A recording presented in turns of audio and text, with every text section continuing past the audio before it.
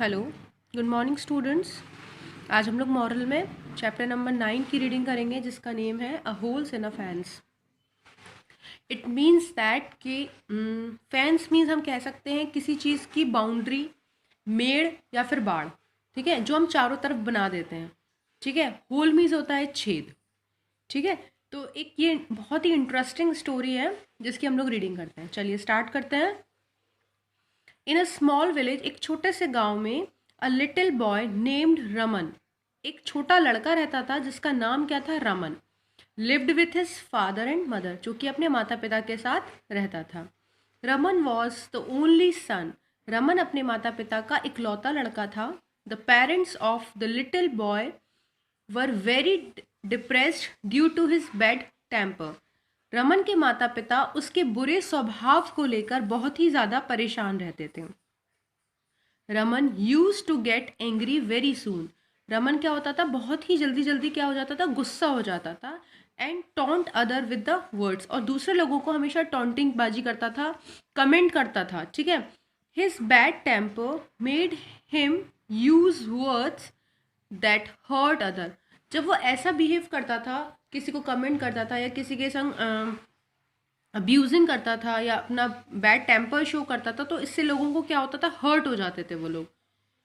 ही scolded kids, वह बच्चों के ऊपर चिल्ला देता था, नेबर्स के ऊपर, even his friends, due to anger, गुस्से की वजह से वो बच्चों के ऊपर भी झुंझला जाता था, अपने पड़ोसियों के ऊपर भी और अपने दोस्तों के ऊपर भी। His friends and neighbours avoid him, उसके दोस्त और उसके पड़ोसी उसे हमेशा अवॉइड करते थे। अवॉइड मीन्स दैट उसके ऊपर ध्यान नहीं देते थे। His parents were really worried about him, उसके माता पिता इस बात से बहुत ही ज़्यादा चिंतित रहते थे। नेक्स्ट है, his mother and father advised him many times to control his anger and develop kindness, उसके माता पिता हमेशा उसे सलाह दिया करते थे कि अब बेटा अपने गुस्से पर आप कंट्रोल करो और अपने अंदर दयालुता की भावना को बढ़ाओ। Unfortunately all their attempts failed, लेकिन दुर्भाग्यवश क्या होता था कि उनके जितने भी प्रयास होते थे वे सब असफल ही रहते थे। Finally Raman's father came up with an idea, एक बार क्या हुआ, अंत में रमन के पिताजी को एक आइडिया आया।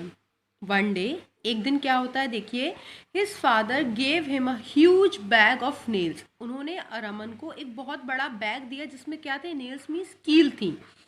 ही asked Raman to hammer one nails to the fence every time he became angry and lost his temper, उन्होंने उससे कहा कि रमन, जब भी तुम्हें कभी गुस्सा आए तुम इस बैग से एक कील लेकर इस फेंस में ठोक देना। ठीक है, और इससे क्या होगा, इससे तुम्हारा जो भी तुम्हारे अंदर का गुस्सा होगा वो तुम निकाल सकते हो। किसी को बैड वर्ड्स बोलने की ज़रूरत नहीं है, तुम अपना गुस्सा शो करना चाहते हो तो तुम इस तरीके से अपने गुस्से को शो कर सकते हो। ठीक है, Raman found it amusing and accept the task, Raman ने क्या किया, उसको एक रास्ता मिल गया। अम्यूजिंग मीन्स मनोरंजन का, उसको लगता था कि ये एक बहुत इंटरेस्टिंग काम है, चलो कोई दिक्कत नहीं, कर लेते हैं। ठीक है, तो रमन को एक ऐसा मनोरंजन का रास्ता मिल गया और उसने उस टास्क को एक्सेप्ट कर लिया। ठीक है, उसने कहा कि ठीक है मैं ऐसा कर लूँगा।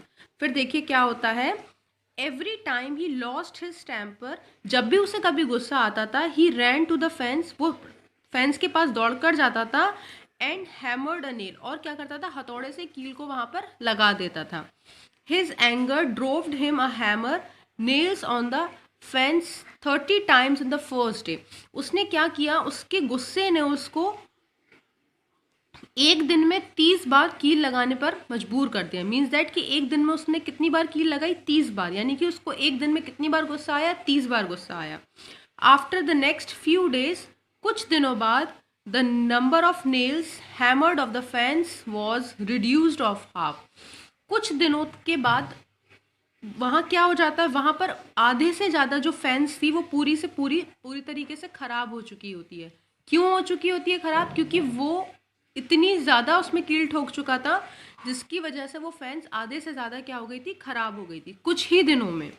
The little boy found it very difficult to hammer to the nails and decided to control his temper, उसने सोचा, ब्राह्मण ने सोचा कि ये तो बहुत ही कठिन काम है कि जब भी गुस्सा आए तो भाग कर जाओ, और एक कील हथौड़ा इतना भारी होता है उसको उठा कर एक कील ठोकना, ये तो बहुत ही कठिन काम है ना। तो उसने सोचा चलो एक काम करते हैं, अपने गुस्से के ऊपर कंट्रोल करना सीख लेते हैं, ठीक है।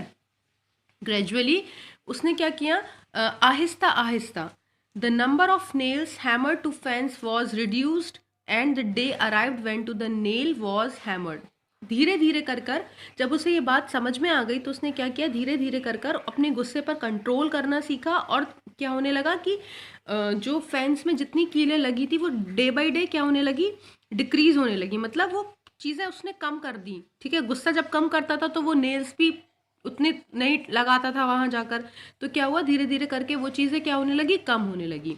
The boy did not lose his temper at all the day. पूरे दिन वो अपना क्या होता था, गुस्से को नहीं करता था, अपने टेम्पर को लूज नहीं करता था वो, ठीक है। For the next several days, मतलब फिर क्या होता है, कई दिनों तक क्या हुआ, he did not lose his temper, उसने कई दिनों तक क्या हुआ, फिर बिल्कुल गुस्सा नहीं किया। जब उसने देखा कि मुझे गुस्सा नहीं आ रहा तो वो उसके एक नेचर का एक पार्ट बन गया, ठीक है। And so did not the hammer of nails any nails, और उसने क्या किया, फिर कोई भी कील जाकर उसमें नहीं ठोकी। Now his father told him to remove the nails each times the boy controlled his anger. जैसे ही उसने अपने गुस्से को कंट्रोल करना शुरू किया तो उसके पापा ने कहा अब जाकर जितनी भी कील तुमने उस फेंस में लगाई हैं वो सारी क्या कर दो, रिमूव कर दो, वहाँ से निकाल दो। सेवरल डेज पास्ड, बहुत सारे कई दिन बीत गए। The boy was able to pull out the most of the nails from the fence. कई दिनों बाद जब दिन बीतते चलेगा तो उसने क्या किया, बहुत सारी कीलें जो उस फेंस में उसने लगाई थी वो उसने क्या कर दी, पुल आउट मोस्ट, बहुत सारी उसने क्या कर दी, निकाल दी। However they remained a few nails that he could not pull out. However, फिर क्या होता है, हालांकि there remained a few nails, फिर भी क्या हुआ, कुछ सारी कीलें जो थी वहां पर बची हुई थी, that he could not pull out, जो वो नहीं निकाल सका, ठीक है। The boy told his father about it, फिर उसने अपने पिताजी को इसके बारे में जाके बताया कि कुछ कीलें ऐसी हैं जो मैं नहीं निकाल सका। द फादर अप्रिशिएटेड हिम, उसके पिता ने उसकी सराहना की, उसे बहुत अप्रिशिएट किया, उससे बहुत खुश हुए।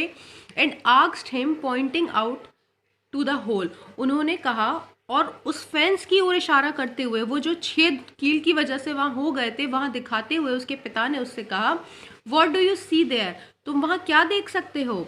द बॉय रिप्लाइड, बच्चे ने कहा, a whole in a fence, उन्होंने उस बच्चे ने कहा कि मुझे वहाँ पर बहुत सारे छेद दिखाई दे रहे हैं। किस में दिखाई दे रहे हैं, फेंस में बहुत सारे छेद मुझे दिखाई दे रहे हैं। फिर देखिए क्या होता है, ही टोल्ड द बॉय, उन्होंने अपने बेटे से कहा, the nails were your bad temper, ये जो कील है ये तुम्हारा बुरा स्वभाव है।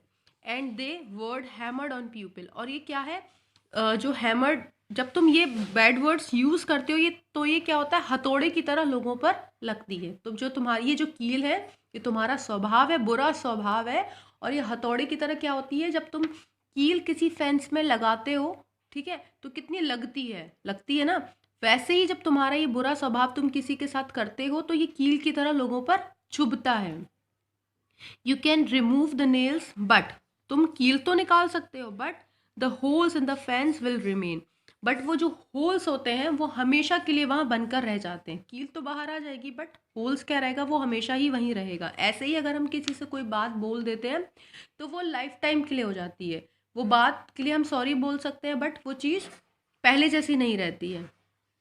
फिर देखिए क्या होता है, the fans will never look the same, जो फैंस है वो कभी भी पहले की तरह नहीं हो सकती ना। जो चीज़ पहले फ्रेश थी उसमें हम कील ठोक देंगे, फिर कील बाहर निकालेंगे तो उसमें तो छेद हो जाएगा, तो वो छेद भरने के लिए तो हम कुछ नहीं कर सकते, वो चीज़ खराब ही हो जाएगी।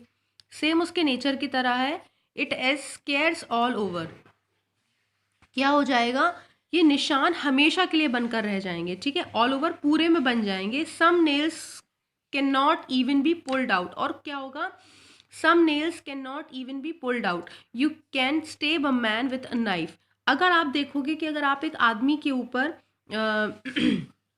चाकू से प्रहार करते हो, ठीक है, एंड से सॉरी लेटर, और कुछ समय बाद उसको सॉरी बोलते हो, but the wound will be remain for remain there forever, लेकिन क्या होगा, उसके निशान जो होंगे वो तो हमेशा के लिए बनकर रह जाएंगे। आपने किसी पर चाकू से या अपनी बात से या किसी भी चीज़ से प्रहार किया और कुछ टाइम बाद आपने सॉरी बोल दिया, बट वो व्यक्ति तो आपकी बातों से हर्ट हो जाएगा ना। तो इन सब चीज़ों से कोई फ़ायदा नहीं होता। Your bad temper and angry words were like that, और जो तुम्हारा ये जो बुरा स्वभाव है और जो तुम्हारे बुरे वर्ड्स हैं बिल्कुल सेम उसी की तरह हैं। Words are more painful than physical abuse, जो आपके वर्ड्स होते हैं, रिमेंबर दीज थिंग्स बेटा, कि जो आपके जो वर्ड्स होते हैं वो आपके फिजिकल अब्यूज से भी ज़्यादा होते हैं। मतलब अगर आप किसी को एक चाटा मार देते हो वो पेनफुल इतना नहीं होगा, लेकिन अगर आप किसी को बुरे वर्ड्स बोल देते हो वो सबसे ज़्यादा पेनफुल होता है। ठीक है, use words for good purpose, हमेशा सही शब्दों का इस्तेमाल करो, अच्छी चीज़ों के लिए इस्तेमाल करो। Use them to grow relationship, ऐसे शब्दों का इस्तेमाल करो जिससे आपका रिलेशनशिप और स्ट्रॉन्ग होता जाए। Use them to show the love and kindness in your heart, इन्हें इसलिए इस्तेमाल करो कि जिससे कि आपके मन में, आपके हृदय में दयालुता की भावना रहे और आप हमेशा दूसरों के साथ अच्छा बिहेव कर सकते हो। ठीक है, तो ये बहुत ही इंटरेस्टिंग और बहुत ही अच्छा चैप्टर था जिससे आप बहुत कुछ सीख सकते हो कि हमेशा हमें अच्छे वर्ड का इस्तेमाल करना चाहिए। अगर हम बुरे शब्दों का इस्तेमाल करेंगे और कुछ टाइम बाद हम सॉरी बोल देते हैं तो उस चीज़ का कोई भी फ़ायदा नहीं होगा। क्यों? क्योंकि वो जो हर्ट होने वाली चीज़ होती है वो उस व्यक्ति तक पहुंच जाती है, उसके बाद उस सॉरी का कोई मतलब नहीं होता। ठीक है, क्लियर है?